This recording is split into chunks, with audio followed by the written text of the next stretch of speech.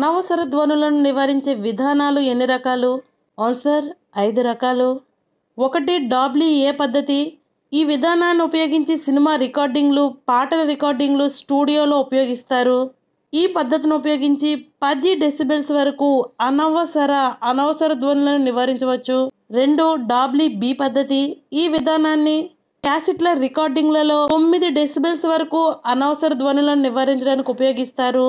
ఈ పద్ధతి డాల్బీ ఏ పద్ధతి కంటే సులువైనది మరియు తక్కువ ఖర్చుతో కూడుకున్నది. 3. డాబ్లీ సి పద్ధతి. ఈ విధానాన్ని ఉపయోగించి 15 డెసిబెల్స్ వరకు అనవసర ధ్వనులను నివారించవచ్చు. 4. డాబ్లీ ఎస్ఆర్ పద్ధతి.